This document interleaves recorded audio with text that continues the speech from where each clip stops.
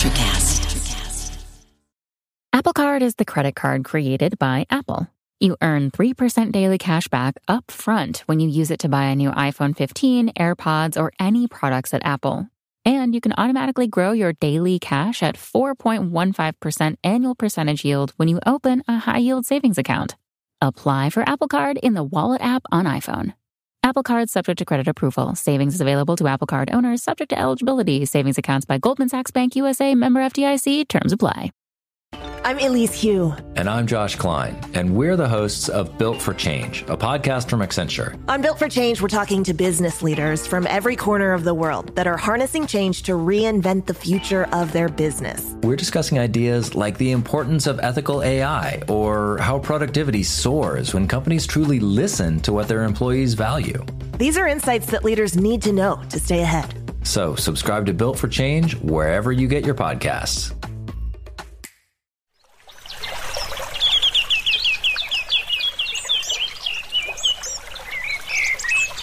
Welcome to the Nature Back podcast, a talk show where we are focusing on saving the nature.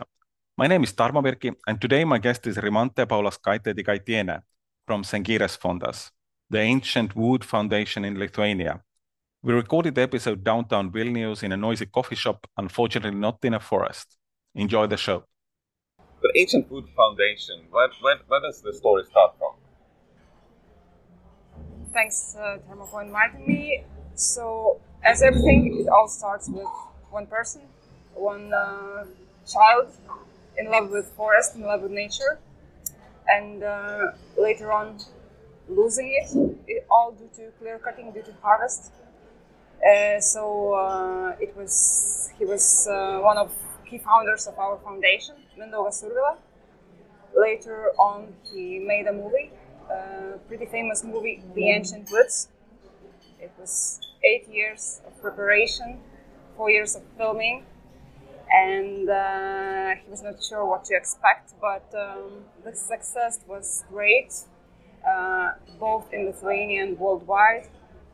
Won many awards for this movie, silent movie about the Lithuanian nature, and this success inspired the team, people around, that it is possible to do something else, something tangible, to move next. So they took half of revenue from the movie and took it to make foundation, to make first step towards something really tangible, to buy out the first forest plot. So this is really shortly the beginning, but I think that many people have this idea these days that if you want to protect, if you understand the importance of protecting nature, you want to do something, and many get the idea, maybe I should buy out some forest plot. But of course, forest land is very expensive, and you need some expertise to understand which one, where, how to do that. So this is how team of enthusiasts, of people who value the same, made a team and created the organization. It took some time because everything was designed that way that organization will work for hundreds of years, meaning that all the structure with all the safeguards, that no personal gain would be, no personal involvement or possibility to change that, let's sell it or let's harvest it. Everything is done that it would work for many years to come. It would be totally public good, and it would be a trustful organization. So, organization was founded in 2020 with the aim to protect the last remaining forest plots of old growth forests, the last remaining biologically very valuable forest plots like fragments, and don't do anything with that, meaning leaving it to nature to develop naturally, so it really becomes the real old growth forest. Why is that? Why is a problem? Why we wanted to do something? is that there's terribly not enough attention to protection of the forests, because it may seem that we are like Lithuania or other countries. We seem to be very green countries with forest coverage larger than 30%. But when you look to the data, we don't have old-growth forest at all. Like strictly protected areas in Lithuania are just 1.2% of the forests are strictly protected, meaning only there it is possible for them to gain maturity, to develop naturally, and just to change and develop as it goes within the ecosystems. In other places, you just never know where this forest management plan will get and harvest and cut it. So the problem is that we have no old mature forests, and we don't have forests like older than 300 years. And when we took data and calculated how much forest we have, like 200 years, it was like 0.00009% of all Lithuanian territory. So it's just small pieces, small fragments of forests left.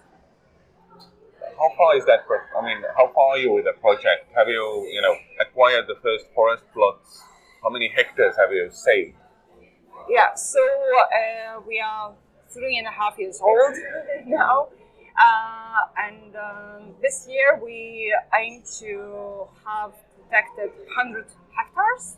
Currently we have around 90 hectares. It may seem that it's not much, especially when you sit near the computer and look at the data, look at the Excel. But when you get to those forests, you understand that what you're doing, to understand why you're doing that, and it seems a lot.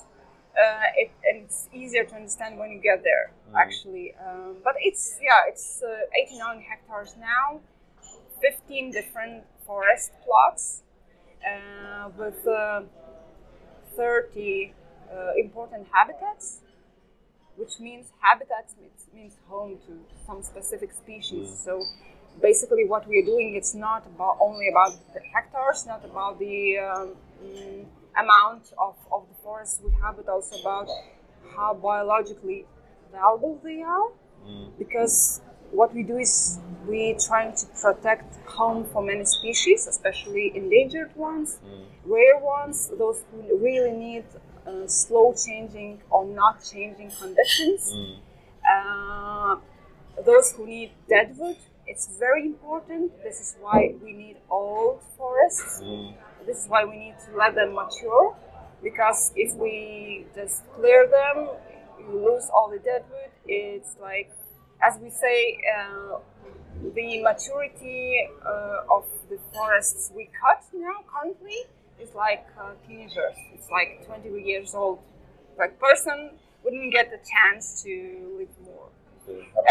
So how far we are with our goal is in Lithuania currently a legal entity can have not more than 1,500 hectares. So this is our goal. So it's far to go currently, but we are working with huge database. We took all the data from geographical systems, information systems, to understand, to rate based on 40 criteria, what we call as a valuable forest. So we ranked all the forests in Lithuania, and now we're working with that database, trying to contact people, trying to buy out. It's a huge work. It seems biodiversity has come to the picture also in the international discussion, really during, I would say, from Montreal meeting there at the end of the last year. It seemed to be moving a little bit ahead of the kind of the discussion cycle. It is. It's glad to see that understanding already appears in the news, in the minds of institutions and businesses. It's great, but of course it will take some time until the real tangible action we'll see. I hope that protection, conservation will get enough attention, because, of course, globally, in some places, especially in the Western world, some parts of the world, they need to restore. So it's a different topic, and I hope that protection will get the same amount of attention, because we have to protect first, then to restore. But yeah, some countries, they don't have anything to protect, they need to restore. Why protection is so important? Because once lost, actually it's not easy to restore, or sometimes it's not possible to restore. We sometimes don't understand that, because we think that money can do everything, but not, because old growth forest ecosystem that developed for millions of years, you cannot rebuild it that fast, and we even don't know what we may be losing. It's very important to protect, because we don't even know.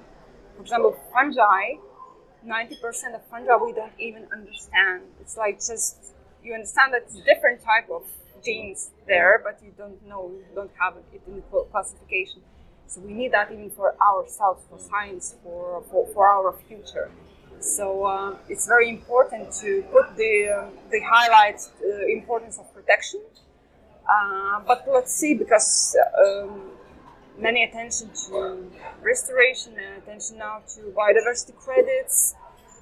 It's very important not to rush, not to risk some efforts that, okay, let's do improvement, 5% gain each year. It doesn't work in ecosystem. In nature, nature needs time, nature needs natural development, but people tend to take action and want to do something in the forest. So let's see how it goes, but I'm very hopeful that it gets attention now.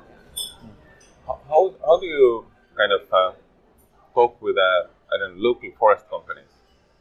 Are they very what is their feeling to go and fight with them, put the chains around the trees, and how does that discussion go? As our foundation, we have the approach to do the action, to set the example in a more like positive way, to try to do what we can. So we are choosing more like doing, not directly fighting. But I'm not saying that it's not important. Fighting is also important, and this is what we are doing with a group of other organizations. Like, very important part of the work is advocacy, to work with institutions. We are also a part of that. And now, even this year, it's very important legislation changes in laws, in forest policies. So it is very important how it will go. And there is, of course, a silent fight between the industry, between the economic approach, and between trying to get more attention to other values of the forest, of the nature. Like, we need ecological approach, we need social approach to that. So all the organizations, we are like working together, trying to get enough attention for those topics too. That it's not only economic. Of course, it is important, and we are not saying that we are you are not, you cannot cut any kind of wood. It's totally out of discussion. We need wood. We need that part of economics. Just probably we don't need to feed whole world. As Lithuania is a small country, right? So it's all about proportion, right proportion. So in globally, also in European Union, everyone's saying, let's try to protect 30%, 10% strictly. So yeah, let's reach that 10%, let's do that. As I said before, strict protection is very important. Let's clearly define what we are strictly protecting, because currently, we strictly protect, but let's cut a little bit. So if you cut a little bit, you cut the most valuable parts So it's about the right proportion. This is what we are trying to move forward. Also, the other part is like in the United States, it's natural to have all those public forests. So we also hope and see that hope in even in legislation. We'll see that people, communities would have a possibility to add protection level for the forest. That it would be legally protected. It would be legal not to cut, not to manage the forest. Yeah, I mean, they economically manage the old ancient forest. Doesn't make any sense.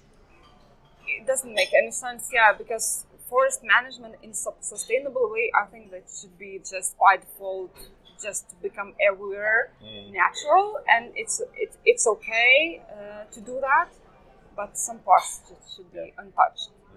Yeah. If the proportion of the old growth forest is so tiny that the fraction of the percent of what you were saying, it would make all the sense of the forestry companies to actually invest in a foundation, because they need positive image for forests as much as anyone else does. We don't see that kind of potential. I think it's not convenient for them.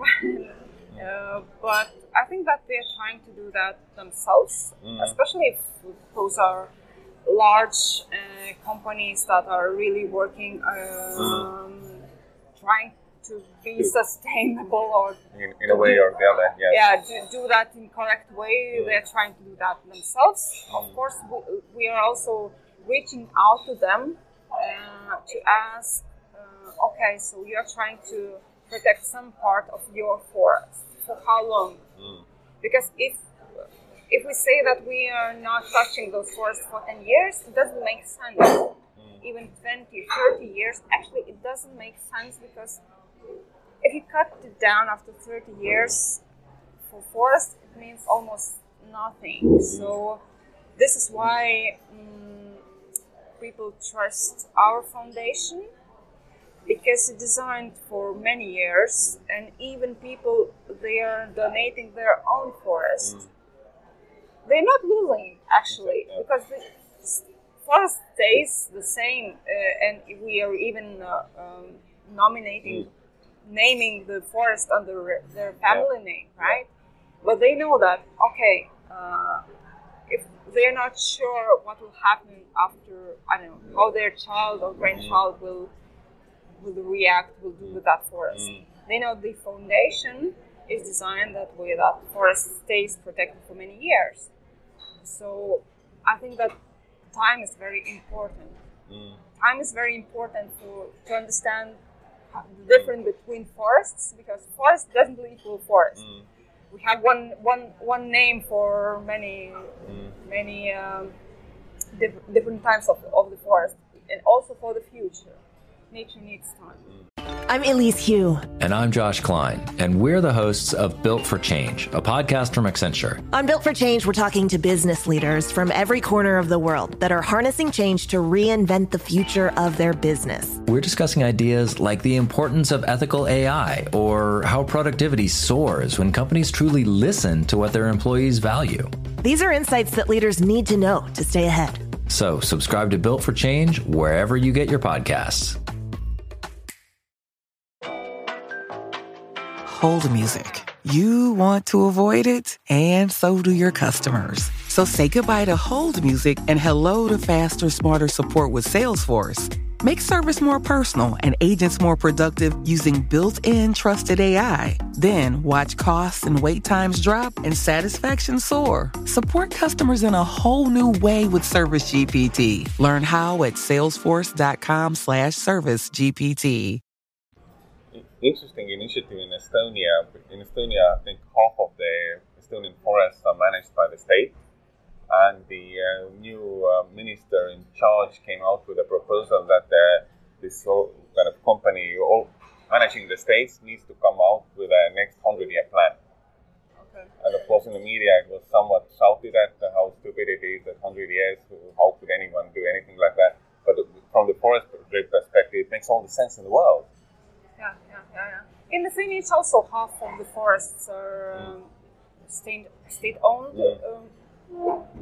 We'll see there are, of course, organization that is managing all those protected areas. They're really trying to do the good work, but general policy is still more towards only economic gain, and we're even trying to raise that understanding that it's not economic gain. It's not only through the harvest.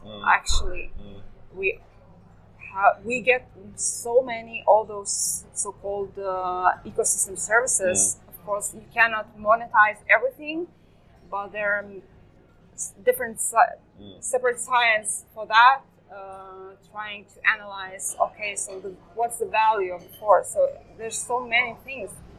The same water, air quality, anti-flood, anti-erosion, all the climate regulation, CO2 sequestration, recreation, health, science, so many things that even us as society, humans, we gain so much for that.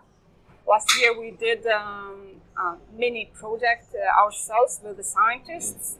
So we calculated, I think that 28 different ecosystem services that are being provided by old growth forests. And we think there are maybe even more.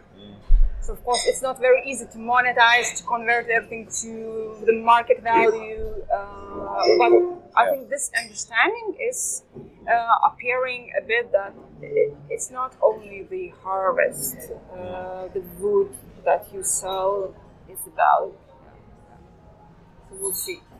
We'll see, exactly. And I think that in some ways and in some countries it has a little bit, I mean, somewhere people are a bit further with it. I know that, for example, in Finland there is a lot of family forests where a fraction has been left, there for good. That they might manage 90% of the forest they have, but the 10% is there. It's probably nowhere in the papers, or maybe there's some money they get for not touching it, but basically it's kind of internal decisions within family. Of course, you don't know what the next generations do and the next generations, but if the grandfather was keeping it, why would their grandchildren then touch it? Exactly.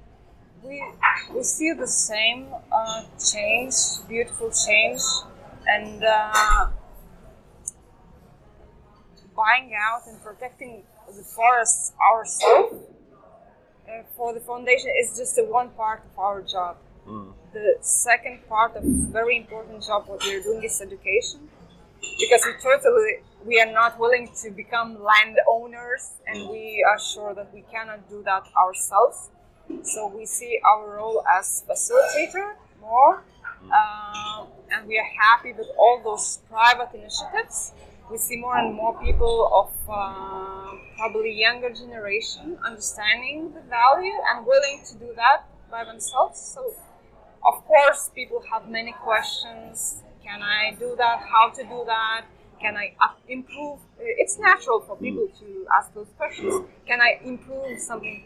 How could I do that in a better way? Or what to do with, let's say, all those meadows, which is actually even more problematic than the forests from the biodiversity perspective.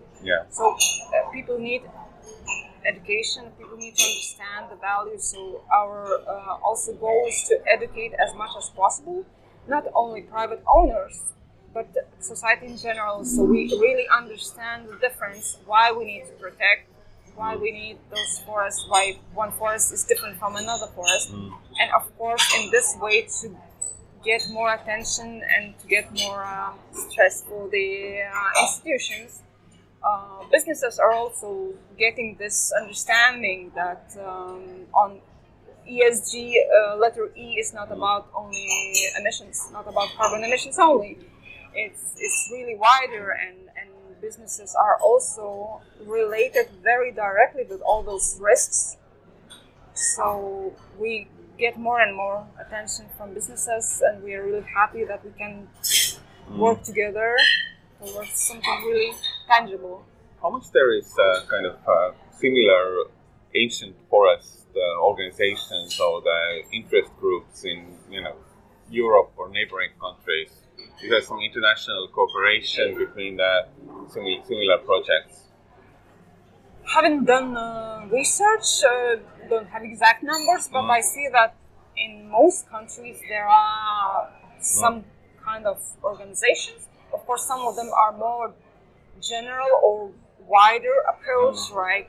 Like nature conservation and improvements. Maybe not that much very similar as us, focused only on old growth forests and conservation. But I think that each country has at least a few organizations focused to conservation. So I think that's for anyone outside Lithuania listening to this and thinking that they need to do something about the old growth forest protection in their country, what would be your advice? Probably have to look for the organizations working on that, working in protection, and especially if willing to get involved, if willing to do something, it's either those organizations or experts. We really need always to involve scientists.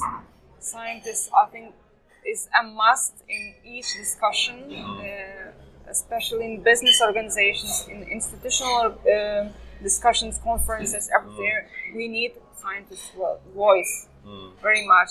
They may be not very comfortable to hear sometimes. They are not on the hype. They might be skeptic on some levels, but we really need those voices as a baseline to understand where we are, what's really that problem.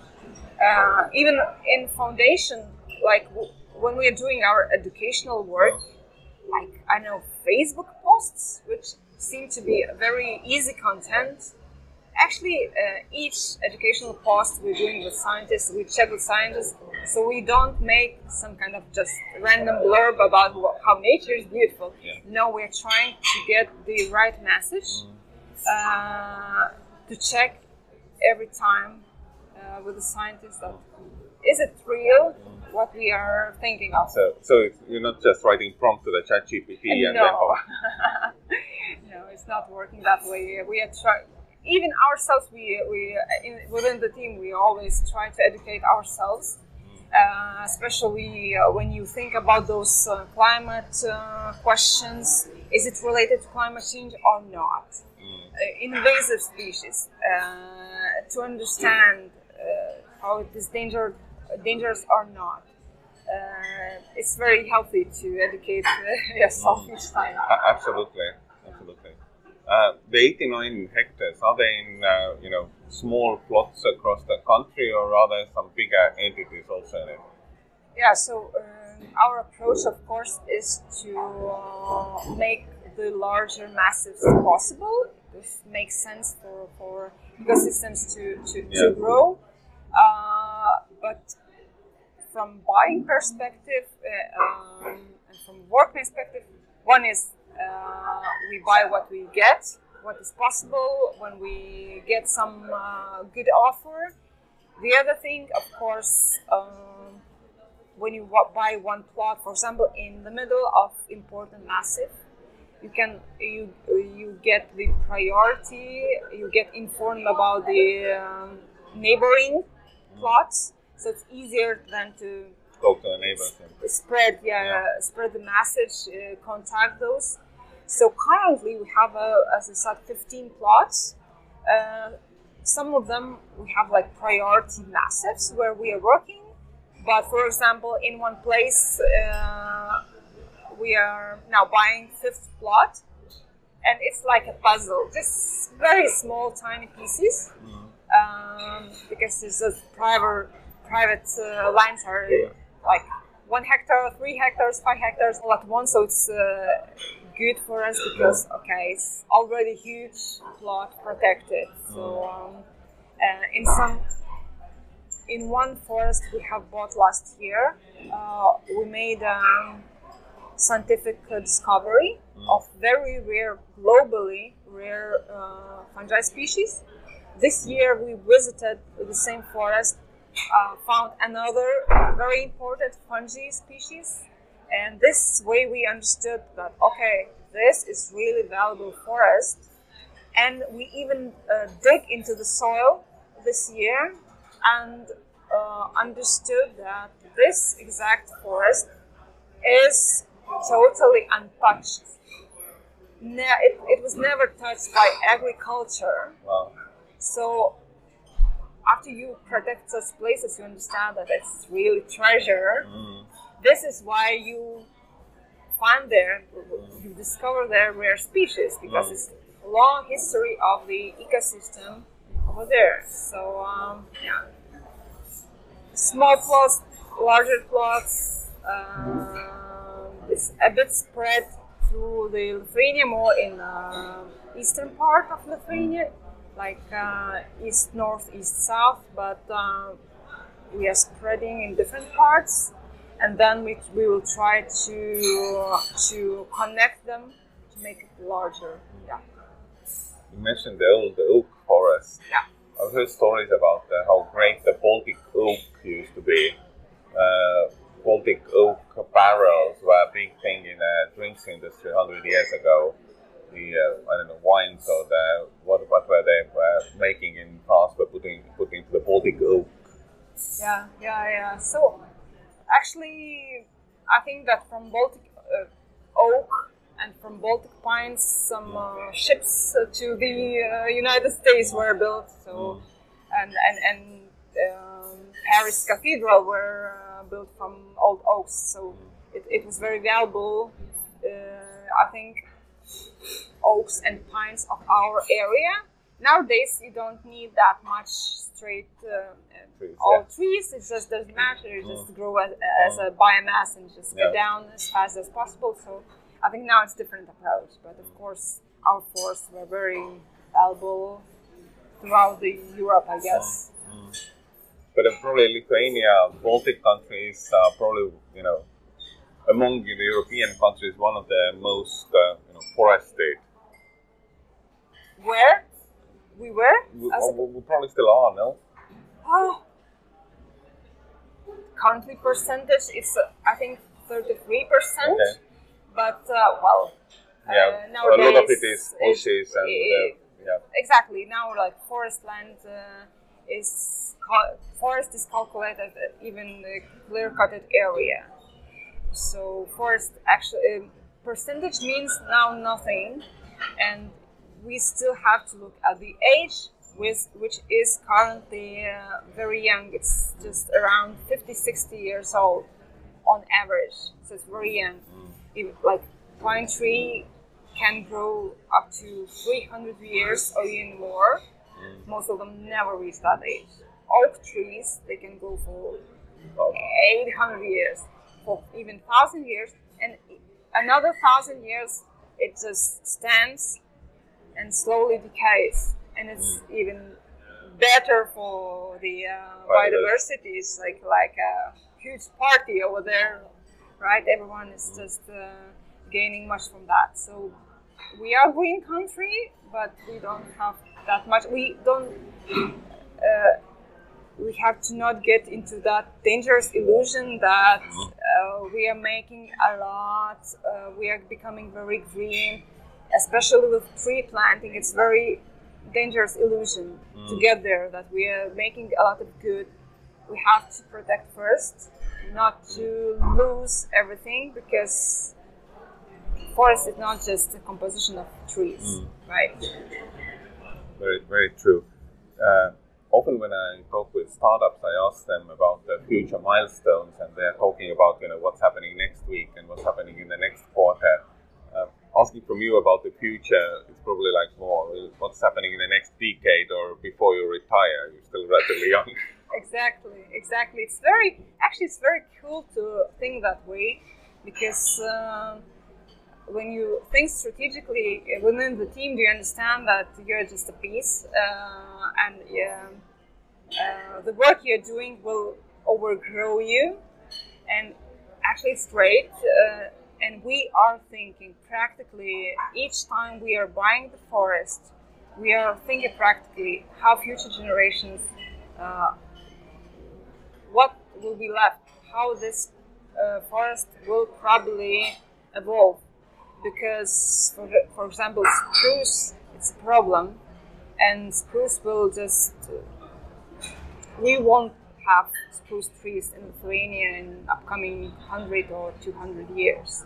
It's just too hot due to climate change, due to all the disease, all those beetles coming, insects. So we are not like buying fully spruce trees forest. It's just too dangerous to buy, and especially for the public, they will see that it just whole forest is dying. So we are trying to look for the places that really have a potential for the future, and those actually will evolve differently. Our scientists say that even in such a small country as Lithuania, different forests will evolve differently, and it's okay, it's natural. Some of them will just evolve to totally something else, because we used to think that our forests are pine trees and spruce trees, because it's majority of the forest, but actually those oaks are more common to Lithuanian land, and linden, for example. So it will change. After 100 years, it will change. So cool. Yeah. We won't see it. But children and grandchildren will, so that's amazing. Yeah. Thank you for your time. Thank you for inviting me. Hello, fellow Lushes. The tavern is now open. So grab a cocktail and join Dimples in the Beard for riveting conversations with Gorgeous playmates, sexy OnlyFans, hilarious comedians, talented actors, brilliant directors, gifted musicians, and so much more. Watch on YouTube and listen on any of your favorite podcast platforms. And subscribe to Cocktails with Dimples in the Beard, presented by Society 13 and the Electricast Network. See you at the tavern. Electricast. Hey, how's it going? You should check out Worship 95, Creating Heaven on Earth. Music to bring you into God's presence and remind you of His promises. Listen on the Audiolist app or online at audiolist.com/worship95.